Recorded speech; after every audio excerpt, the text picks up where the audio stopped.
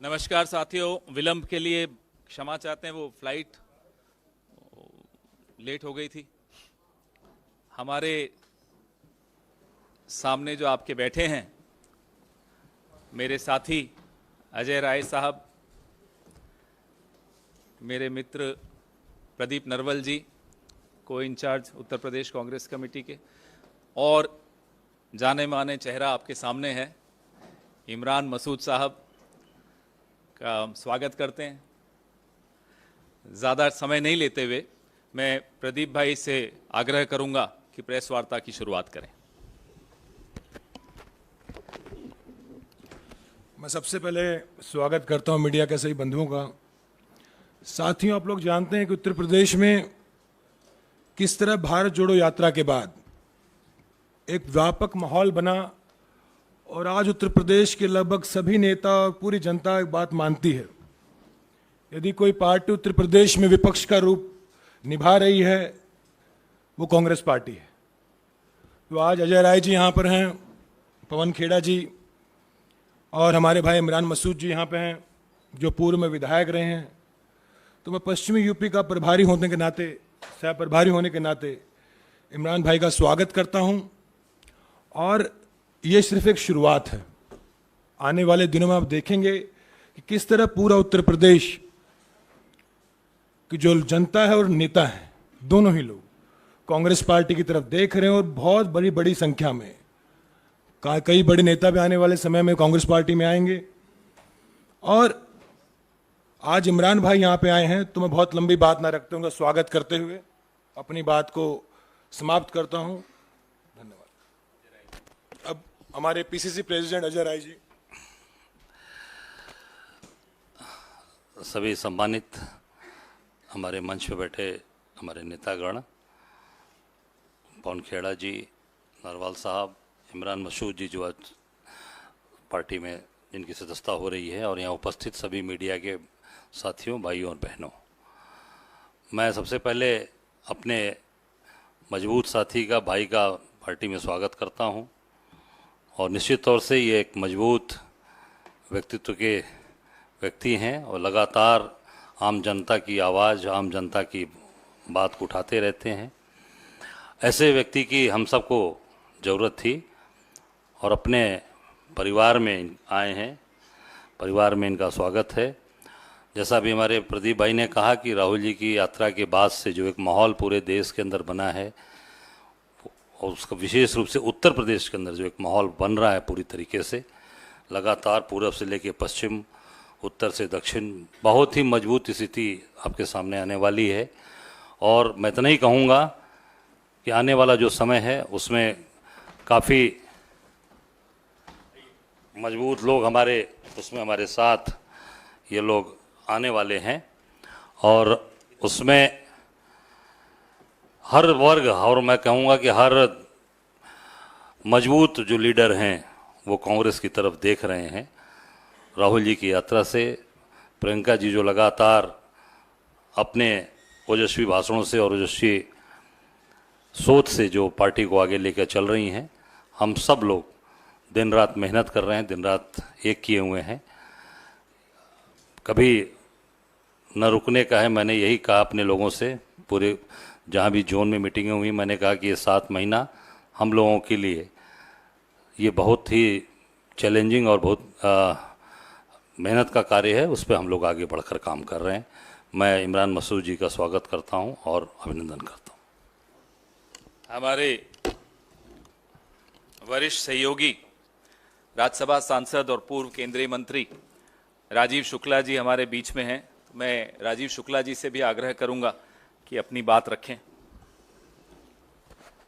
देखिए, कांग्रेस का कारवां बढ़ता चला जा रहा है और आपने देखा होगा कि पहले हिमाचल की जीत, फिर कर्नाटक की जीत, अब हम कम से कम 4 राज्य जीतने जा रहे हैं, जिनमें मध्य प्रदेश, छत्तीसगढ़, तेलंगाना और राजस्थान, जो रिपोर्ट जिस तरह की आ रही है।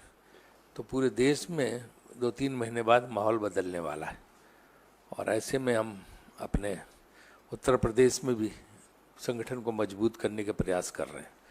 उस दिशा में आज इमरान मसूद जी की ज्वाइनिंग हो रही है, हम उनका स्वागत करते हैं और ये वैसे ही पुराने कांग्रेस के साथी हैं और उन्होंने बाहर जाके भी कहीं कुछ उल्टा सीधा नहीं बोला, हमसे अपने वो बात रही। तो इनकी जो है हम स्वागत करते हैं कि घर वापसी है इनकी और अब जुट के काम करेंगे। मैंने इनसे पूछा कि आगे का क्या है, बोले अब कब्र में जाने तक सिर्फ कांग्रेस में ही रहेंगे। हाँ? तो ये अच्छी बात है, अच्छा जज्बा, अच्छी भावना है, हम इसका स्वागत करते हैं। और बाकी तो आपको हमारे प्रदेश अध्यक्ष ने सारा विस्तार से बताया। और यहाँ प्रदीप नरवाल जी बैठे हैं, वो भी पूरी कोशिश में उत्तर प्रदेश में लगे हुए हैं और रोज जो संग्राम और संघर्ष है वो खेड़ा जी करते ही रहते हैं। हाँ, सुबह से। तो इसलिए जो है मुझे लगता है कि अब कांग्रेस का उत्थान शुरू हो गया है, देवभूमि से शुरू हुआ, अब निश्चित रूप से हम केंद्र में भी सत्ता में आएंगे। अब मैं गुजारिश करूंगा हमारे इमरान भाई से कि अपनी बात आपके सामने रखें और फिर आप के दोस्तों के कुछ सवाल ऑलरेडी आ रहे हैं, फिर आपके सवाल। भैया पहले ज्वाइनिंग कराएं, पहले ज्वाइनिंग करा लें फिर आप बोलिए। राजीव जी आप इधर आइए, आप रहिए, आप रहिए, आ रहे हैं इधर। राजीव जी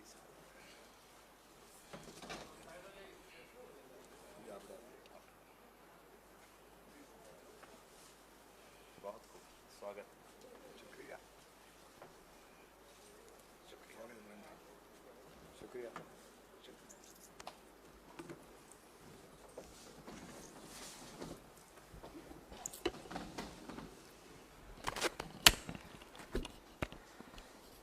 आदरणीय पवन खेड़ा जी, प्रदेश अध्यक्ष मान्य अजय राय जी, हमारे वरिष्ठ नेता राज्यसभा सांसद बड़े भाई राजीव शुक्ला जी, भाई प्रदीप नरवाल जी, मैं सबसे पहले बहन प्रियंका जी का, राहुल गांधी जी का, आदरणीय खड़गे जी का, केसी वेणुगोपाल साहब का हृदय की गहराई से आभार व्यक्त करता हूं कि मुझे कांग्रेस के अंदर सम्मिलित करने का मौका दिया।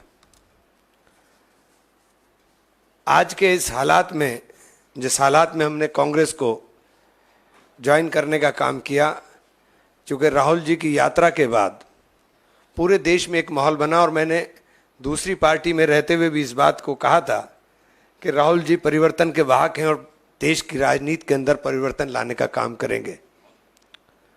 और वो असर उसका हिमाचल के और कर्नाटक के चुनाव में दिखाई दिया, जब प्रियंका जी ने जाकर के प्रचार किया और प्रचंड बहुमत के साथ दोनों स्टेट में सरकार आई और अब 4 स्टेट में इंशाल्लाह और आने जा रही है।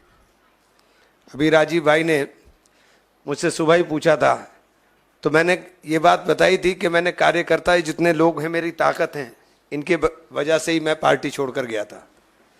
और मैंने मीटिंग बुला करके अपने सब लोगों को, 8-10 हज़ार आदमी था सहारनपुर में, पूछा था कि आप लोगों ने मेरा जो पेंडुलम बना दिया, अब बताओ मैं क्या करूं। अब आप कह रहे हो कि मैं कांग्रेस में चला जाऊं, लेकिन मैं चला तो जाऊंगा, लेकिन एक वादा आपसे लेना चाहता हूं कि अब मेरे साथ कोई आप जुल्म ना करना, चूँकि अब मैं मानूंगा नहीं और ये तय है कि अगर अब कांग्रेस में जाऊंगा तो फिर कब्र तक कांग्रेस के अंदर रहूंगा। तो ये वादा लेकर के, ये बात मैंने आपको सुबह बताई थी, तो ये वादा लेकर के हम लोग आए थे। चूँकि जब मैं कांग्रेस छोड़ के गया, मैं तब भी कांग्रेस छोड़कर जाना नहीं चाहता था। और राहुल जी और प्रियंका जी का जो स्नेह मेरे साथ रहा, मैं उसका सदैव ऋणी रहूँगा। और मैंने इस बात को 12 बताने का भी काम किया। आज कांग्रेस के अंदर सम्मिलित होने पर मैं हृदय की गहराई से फिर धन्यवाद करना चाहता हूं। ख़ास तौर से मैं प्रियंका जी से भी, मैंने, क्योंकि अभी तक मेरी मुलाकात नहीं हुई, जिस दिन मुलाकात होगी तो शर्मिंदगी के साथ माफ़ी भी मांगूंगा, क्योंकि उनके साथ मैंने गलत किया था और शायद उनकी जगह मैं होता तो माफ़ भी ना करता किसी को। बहुत मुश्किल होता है जब आप किसी पर बहुत यकीन करो और वो बीच में छोड़कर चला जाए। तो इसलिए मैं बहुत बहुत धन्यवाद, बहुत बहुत शुक्रिया। अब आपके सवाल।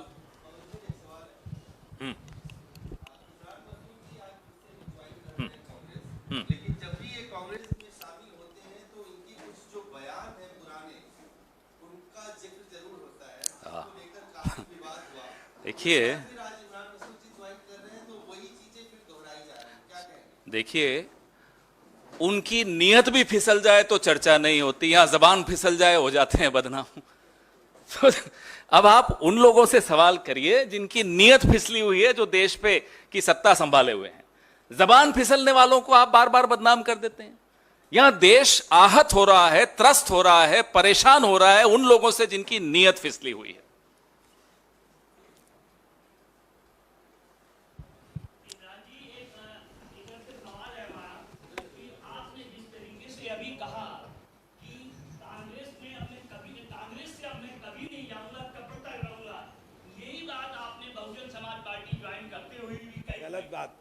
गलत बात कह रहे हो, गलत बात कह रहे हैं। ऐसी बात मत कहिए जो मैंने नहीं कही।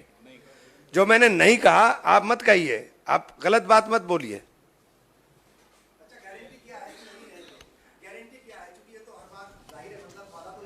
मैंने ना ना ना ना ना ना ना नहीं, तुम मुझे जानते हो बहुत अच्छे से, ये बात आप नहीं बोल सकते हो। मैं जो बोल रहा हूं उसका वजन है, मैं हवा में नहीं बोलता हूं। मैं जो बोल रहा हूं उसका वजन है, जो मैंने कहा है उसके ऊपर हमेशा कायम रहता हूं। मैंने राहुल जी और प्रियंका जी के लिए जो बोला था उस पर दूसरी पार्टियों में जाने के बाद भी कायम रहा। इमरान भाई जी, कांग्रेस तो आपका घर है। 2019 के चुनाव में राहुल गांधी जी और आप सर्वाधिक वोट पाने वाले उम्मीदवार थे, चुनाव हार गए थे।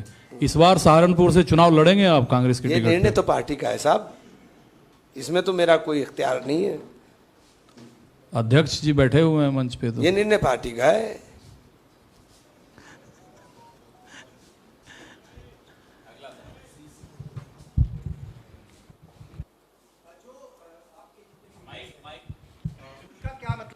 जितने भी लीडर्स हैं सहारनपुर के ख़ास तौर से जो अभी विधानसभा भी लड़े थे 2022 में, उन लोगों का क्या कहना है? और जो आपसे रूठे हुए हैं वहाँ के लोग, सहारनपुर के आसपास के कोई लोग, रूठता नहीं है। उनको किस तरीके से जो है आप मतलब नहीं देखे, रूठना बनाना तो चलता रहता है, चलती है गुटबाजी भी पार्टियों के अंदर, तो उनको कैसे मेरे मनाएंगे? से कोई रूठता नहीं है, और जितने रूठ रहे हैं सब मना करके घर आ जाएंगे, आप फिक्र मत करिए, कोई नहीं रुकेगा।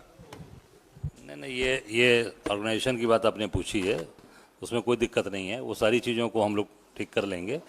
जो भी ऐसी बातें आएंगी वो हम लोग निश्चित तौर से, परिवार का मामला है, उसको ठीक कर लेंगे और सबकी सहमति से फैसला है। जो भी उसमें और भी चीज़ें हैं उसको हम आपस में, परिवार का मामला है, ठीक कर लेंगे। हेलो, मेरा सवाल है इमरान जी इधर।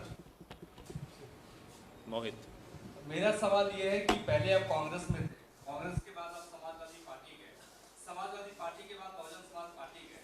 तो ये जो आपकी यात्रा समाजवादी पार्टी से बहुजन समाज पार्टी में, आखिर वो कैसे आप बहुजन समाज पार्टी में पहुंच गए? आपने समाजवादी पार्टी क्यों छोड़ दी? और यही लगातार ये आपने अपनी कब की बात जो कही है कि अंतिम वक्त तक आप कांग्रेस में ही रहेंगे, तो सबूत तो नहीं मांगा जा सकता, लेकिन इतना हम जरूर आपसे जानना चाहेंगे कि जब आप राहुल गांधी से मिलेंगे तो क्या वही शर्मिंदगी के साथ आप राहुल गांधी से भी मुलाकात करेंगे जो प्रियंका गांधी के साथ अभी आप दावा कर रहे हैं? हाँ, क्यों नहीं। जब आदमी को अपने मन में, अपने दिल में नदामत होती है तो यही होता है, और जो मैंने कहा है मैं उस पर कायम रहूंगा। और 1.5 साल का दुस्वप्न था, खत्म हो गया। अब नई पारी की शुरुआत है, अब नई पारी नई तरीके से करेंगे। पवन सर, नीरज हूँ न्यूज 18 इंडिया से। आपसे एक सवाल है और एक राजीव शुक्ला सर से सवाल है। सवाल ये है कि खुद इमरान जी हैं समाजवादी बीएसपी होते हुए कांग्रेस में दोबारा से शामिल हुए, तो समाजवादी पार्टी इंडिया अलायंस का मेंबर है आज की तारीख में कांग्रेस के साथ में, तो समाजवादी पार्टी नाराज नहीं होगी इमरान मसूद के दोबारा से कांग्रेस पार्टी में ज्वाइन करने से? दूसरा सवाल है राजीव शुक्ला सर से। अभी आपने कहा कि 4 राज्यों में आप जीतेंगे, मिजोरम मान के चल रहे हैं कि कांग्रेस हारेगी क्या? मैंने कहा कम से कम 4 राज्यों में जीतेंगे। शब्दों को समझिए ना, आप तो लिखते रहते हैं। आपने जो सवाल पूछा वो सवाल नहीं होते, एक स्टेटमेंट है। अब ये कांग्रेस में वापस आए, ये इनकी इच्छा से आए हैं, तो कोई नाराज हो कोई न नाराज हो, ये कोई सवाल उठता नहीं है। ये जिस पार्टी से आए हैं वो पार्टी हमारे अलायंस का हिस्सा तो है नहीं, बसपा तो आप जिस पार्टी के बारे में आप बात कर रहे हैं वो हमारे अलायंस का हिस्सा नहीं, ये बसपा से, तो फिर वो तो पहले छोड़ के चले गए थे, और ओरिजिनली तो ये हमारे ही हैं, अनपेड लीव पे गए हुए थे। पवन जी एक सवाल है, वेस्टर्न यूपी को लेकर लगातार एक अलग राज्य बनाने की मांग उठ रही है। अभी संजीव बालियान ने कहा, फिर इमरान मसूद साहब का भी मैंने बयान सुना था, इन्होंने भी कहा कि अलग राज्य की हम मांग करेंगे। तो क्या कांग्रेस पार्टी उस मांग के साथ है? वेस्टर्न यूपी को अलग राज्य जो बनाने की मांग है। बलियान साहब के बयान पे तो उनकी पार्टी जो सरकार में उसको रिएक्ट करना चाहिए। तो केंद्र में मंत्री, केंद्र का मंत्री अगर कोई बात कह रहा है तो उसका जवाब तो प्रधानमंत्री को देना चाहिए ना। वो नहीं, मैं तो कह रहा हूँ कि पहले सरकार की राय तो आने दो। ये तो सरकार के केंद्रीय मंत्री कोई ऐसा तो नहीं कि एमपी एमएलए मांग कर रहा, केंद्र का मंत्री बोल रहा है और प्रधानमंत्री चुप्पी साधे हुए हैं, तो पहले वो जवाब दें। विपक्ष का नंबर तो बाद में आएगा ना।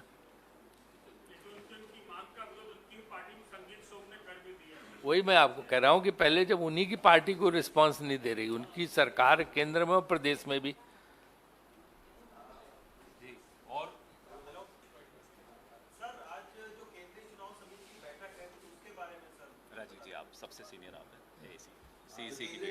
चुनाव, केंद्रीय चुनाव समिति की बैठक, जैसे कि आपको पता है कि जिन राज्यों में चुनाव हो रहे हैं उसमें उम्मीदवारों के चयन पर विचार विमर्श होगा, उसलिए है। तो एक प्रक्रिया सहज नहीं, वो तो जो सीसी का जनरल सेक्रेटरी होते हैं वो आपको इन्फॉर्मेशन दे सकते हैं, लेकिन उसमें जो है उम्मीदवारों के चयन पे चर्चा होगी, क्योंकि हमारी प्रक्रिया भी उम्मीदवार चयन की शुरू हो चुकी है। राजू सर, किन किन चीजों के उम्मीदवारों क्या क्या योग्यताएं उसमें होंगी, कुछ खास चीज रहेगी उसमें, और कितनी सीटों पर चर्चा होगी मध्य प्रदेश के?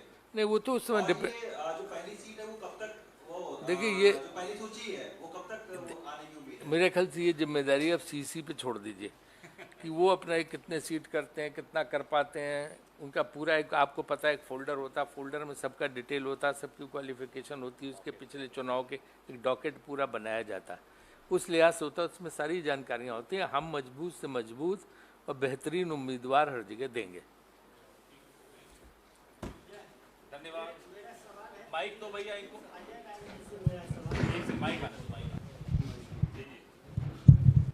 राय जी, बनारस को लेकर के आपने भी काफ़ी स्टेटमेंट दिया और सत्ता पक्ष से भी आया, वहाँ तो कार्यकर्ता है ही नहीं कांग्रेस का, फिर चुनाव लड़ने और प्रधानमंत्री के खिलाफ में जो आपने कहा जो यहाँ से हम हराएंगे, उस वो किस आधार पे और कितने उस बात में आपको अपना विश्वास दिखता है?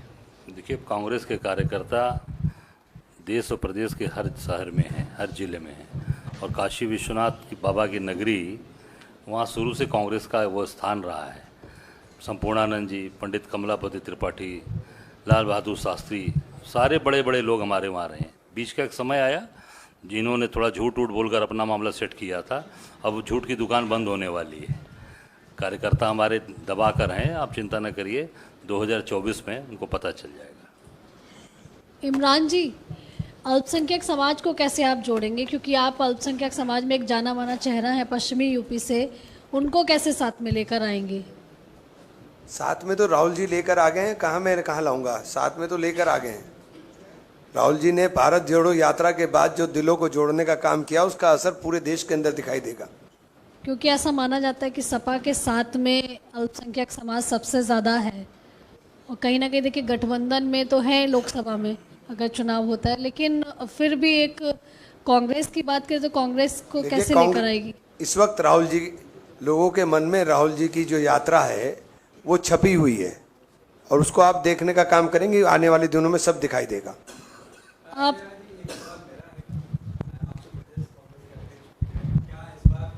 उसी उसी सीट से अमेठी से राहुल गांधी को चुनाव लड़वाने की तैयारी पार्टी कर रही है।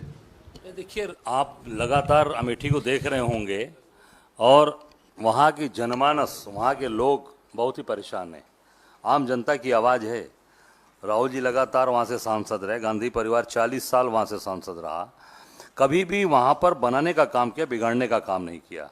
बना बनाया अस्पताल गरीबों की मदद कर रहा था, आम लोगों की मदद कर रहा था, उसको अनावश्यक रूप से उसको बंद करा दिया सरकार ने और पूरी उसके लाइसेंस कैंसिल करा दिया।